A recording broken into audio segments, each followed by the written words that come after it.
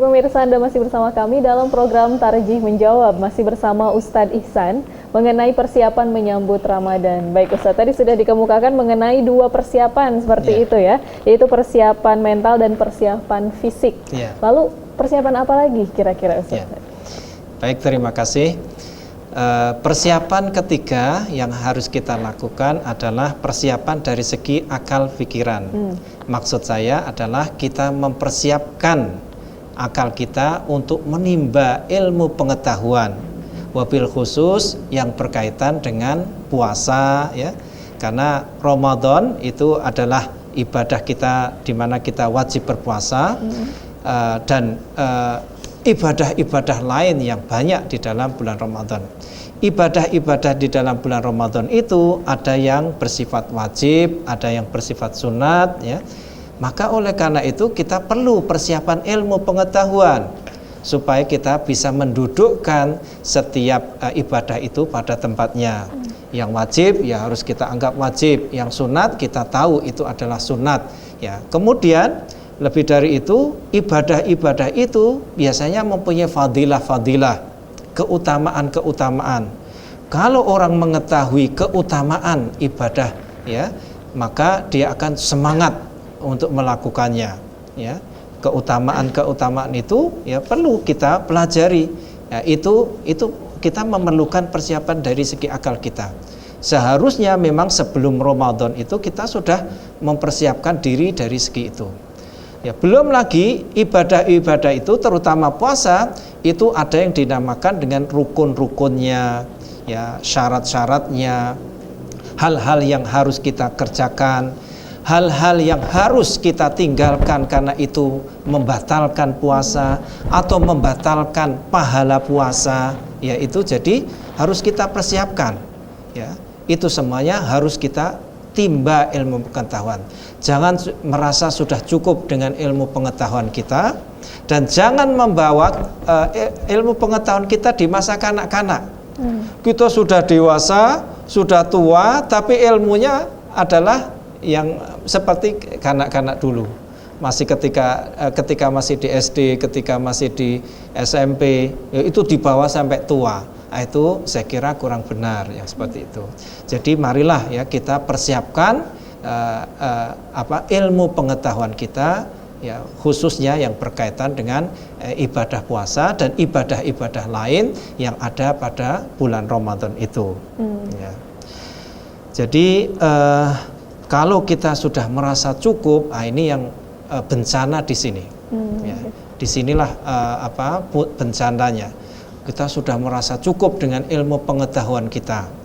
Ya, katakanlah ada orang sudah master atau sudah doktor, tetapi kalau tidak belajar, ya mungkin dia lupa, atau mungkin master dan doktornya bukan dalam bidang agama. Maka jadi pengetahuan tentang agama ya itu harus selalu diupdate ya, supaya kita ya tidak beribadah itu persis seperti zaman kanak-kanak kita dulu. Kan aneh, orangnya sudah dewasa, sudah tua, sudah bergelar doktor ya, tetapi ilmunya masih seperti ya kanak-kanak di SD atau SMP. Ya. Jadi itulah persiapan dari segi akal pikiran, terutama yang saya maksud adalah dari segi ilmu pengetahuan. Oke, baik Ustaz. Kita masuk lagi kepada sesi pertanyaan. Sepertinya siswa Madrasah Muallimin ada yang ingin bertanya. Baik. Oke, siap. Sebutkan namanya dan dari mana? Nama saya Muhammad Kosan Nazifdia El-Haq. Saya dari Banjarnegara. Saya ingin bertanya, kira-kira amalan-amalan apakah yang disunahkan ketika kita sedang berpuasa pada bulan Ramadan? Ya. Oke, baik. Terima kasih. Ya, apa saja Ustaz amalan-amalan yang disunahkan ketika bulan puasa? Amalan-amalan yang disunahkan ya ketika kita berpuasa itu banyak sekali. Ya. Mulai katakanlah dari bangun tidur ya. Ya, bangun tidur kita kemudian sahur. Ya, tasaharu fa inna fis sahuri barokah. Sahurlah kamu karena di dalam sahur itu ada barokah. Jadi itu memang disunatkan. Meskipun kita kuat berpuasa tanpa sahur, ya, tetapi sahur itu lebih baik. ya kalau katakanlah tidak makan banyak, makan sedikit juga itu sudah dianggap sahur dan itu adalah merupakan sesuatu yang disunnahkan. Kemudian setelah sholat subuh ya kita membaca Al-Quran ya, itu adalah waktu yang sangat baik sekali untuk membaca Al-Quran, atau kita membaca zikir pagi ya. Zikir pagi itu banyak sekali zikir-zikir yang bisa kita baca ya, itu semuanya adalah untuk mengisi waktu kita.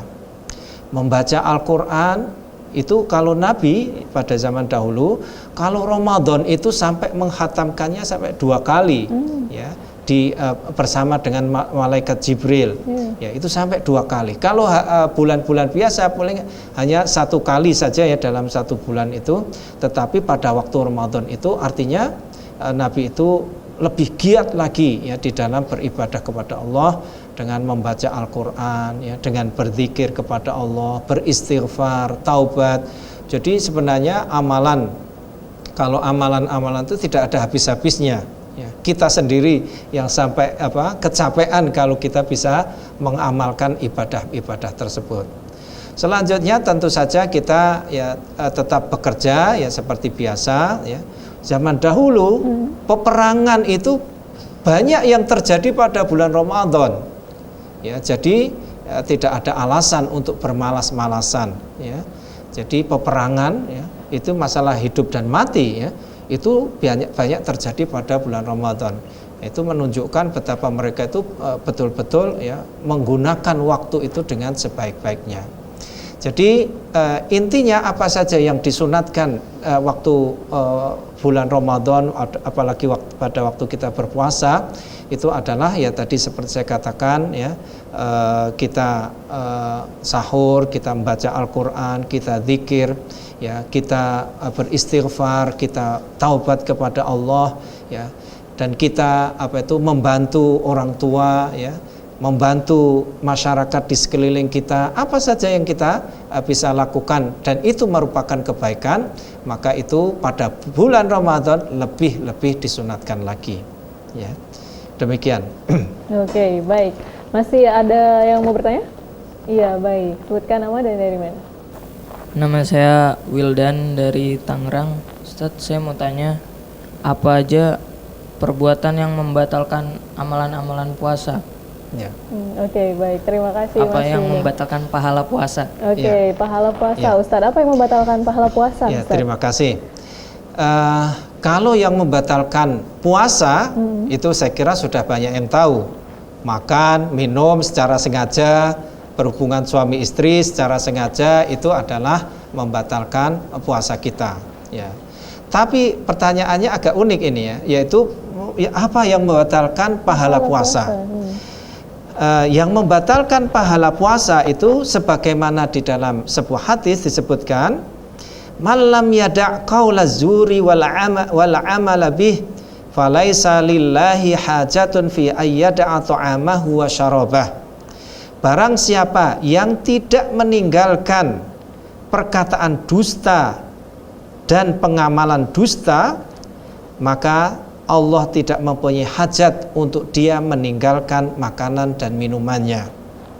Hadis ini menyatakan orang yang berdusta, ya berbohong, ya, kemudian dia melakukan perbuatan-perbuatan yang dusta atau bohong, maka itu sebenarnya membatalkan pahala puasa. Puasanya tidak batal, tetapi tidak diterima oleh Allah, tidak mendapat pahala dari Allah SWT. Jadi seakan-akan sia-sia.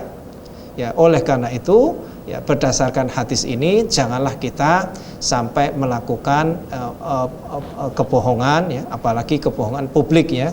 Ya, seorang pejabat kemudian berbohong di depan rakyatnya, ya, maka ini tentu akan mempunyai dampak yang hebat. Ya, oleh karena itu supaya kita ya tidak batal pahala puasa kita itu, jangan sekali-kali kita melakukan ya dusta, ya, baik itu perkataan maupun perbuatan, ya, karena itu bisa membatalkan ya pahala puasa itu. Yaitu antara lain, ya, demikian. Tetapi kalau ada orang berdusta, katakanlah gitu, apakah dia kalau gitu sudah nggak dapat pahala, kalau gitu makan minum saja. Iya. Oh tidak, ya tidak demikian. Dia walaupun ya mungkin tidak dapat pahala dari Allah, tapi tetap puasanya itu harus diteruskan ya sampai waktu maghrib nanti baru dia berbuka. Oleh karena itu yang kita seharusnya kita mengambil pelajaran. Oh ternyata ya ada hal-hal yang bisa membatalkan, bukan membatalkan puasa, tapi membatalkan pahala puasa itu. Jadi seharusnya kita menghindari hal yang demikian itu. Oke. Baik, Demikian. Ustaz. Iya, begitulah Mas Wildan jawabannya dari Ustaz Ihsan. Baik, kita harus beri sejenak, Pak. Oke, baik pemirsa, Tarjih Menjawab akan kembali setelah pesan-pesan berikut ini.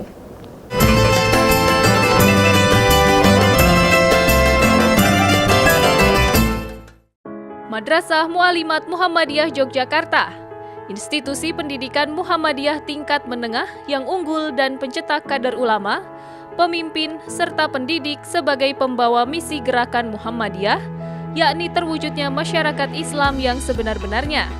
Mari bergabung bersama kami, bersama Madrasah Mualimat Muhammadiyah Yogyakarta, untuk menjadi calon pendidik dan pemimpin putri Islam.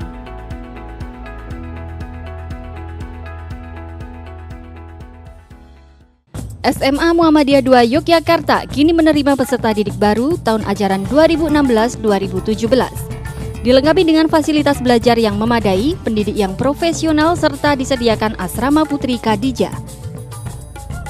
SMA Muhammadiyah II Yogyakarta mencetak kader-kader muslim terbaik sebagai kaderisasi Muhammadiyah yang memiliki kemampuan berpikir handal, berakhlakul karimah, serta berdaya saing internasional. Ayo daftar sekarang juga. SMA Muhammadiyah II Yogyakarta, unggul zikir, pikir, dan skill.